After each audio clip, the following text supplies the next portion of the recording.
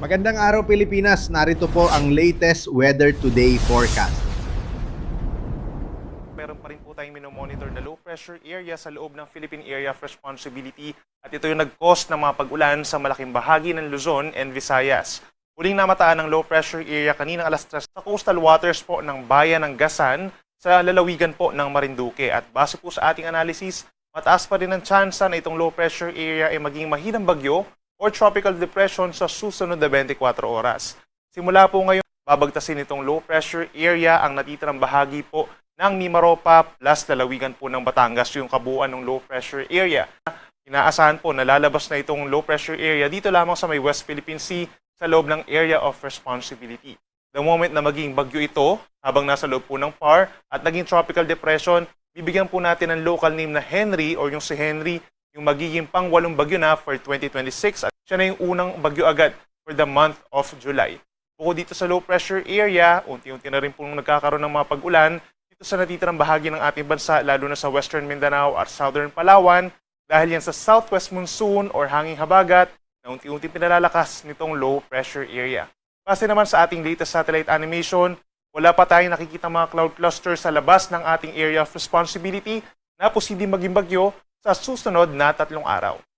Within the next 24 hours, dahil po dun sa low pressure area, posible pa rin ang hanggang 100 millimeters po na dami ng mga pag-ulan dito sa mga lugar po na pinakamalapit doon sa sama ng panahon.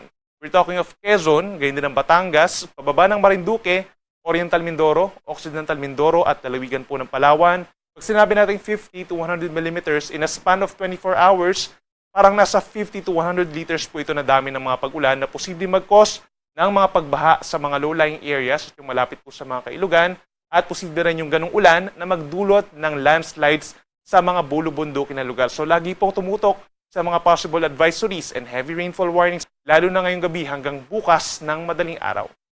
Base naman sa ating weather forecast po sa unang araw po ng Hulyo, that's araw ng Wednesday, meron pa rin tayong mga kaulapan at mga pag-ulan sa malaking bahagi ng Luzon, lalo na dito sa may lalawigan po ng Aurora, Quezon, Mindoro provinces, Marinduque, Romblon, and Batangas. Umaga pa lamang may chance na po ng mga pag-ulan, dulot pa rin ng low pressure area. Minsan malalakas po ito, kaya mag-ingat po sa banta ng mga pagbaha at pagguho ng lupa, habang pinapayuhan din po ang pagbaon ng payong sa malaking bahagi pa ng Central Luzon, Calabarzon, even Metro Manila, and Bicol Region. Makulimlim ang panahon at may chance na po ng mga mahinang ulan bago magtanghali.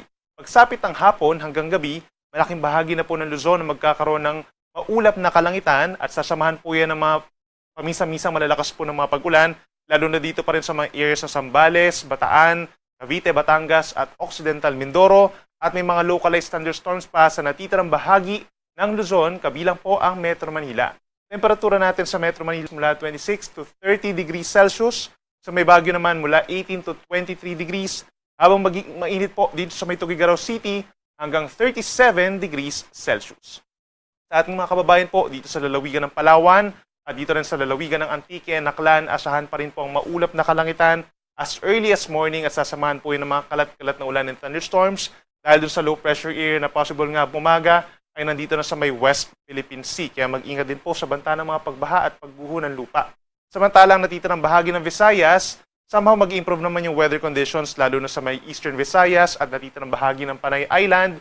Paminsan-minsan maulap ang kalangitan sa umaga hanggang tanghali at pagsapit ng tanghali hanggang sa gabi, madalas na yung mga kaulapan at mga pag-uulan po. At minsan sasamahan po yan ng mga thunderstorms. So make sure na yung mga kababayan natin sa Palawan at Visayas, magbaon pa rin po ng payong at mag-ingat pa rin sa banta ng baha at pagguho ng lupa. Temperatura natin sa may Puerto Princesa, Palawan mula 25 to 30 degrees, sa Metro Cebu hanggang 32 degrees Celsius, habang sa may Iloilo hanggang 29 degrees pagsapit ng tanghali. At sa ating mga kababayan po sa Mindanao, umaga pa lamang may chance na po ng mga kaulapan at mga pulupulong ulan lamang dito sa may Zamboanga Peninsula, Bangsamoro Region at ilang bahagi pa ng Soxargen and Davao Region. Yan po ay dahil sa southwest monsoon, hindi po direktang dahil sa low pressure area or potential na bagyo. Habang natitirang bahagi ng Mindanao, partly cloudy to cloudy skies naman umaga hanggang tanghali.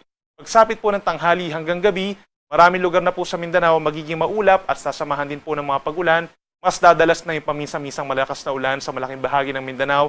Inuulit natin, lalo na dito sa Zamboanga Peninsula at Bangsamoro Region, kaya mag-ingat din po sa mga flash floods or landslides dahil ilang araw pong nagkakaroon ng mga pag-ulan doon. Temperatura natin sa may Zamboanga City and Davao City hanggang 32 degrees Celsius.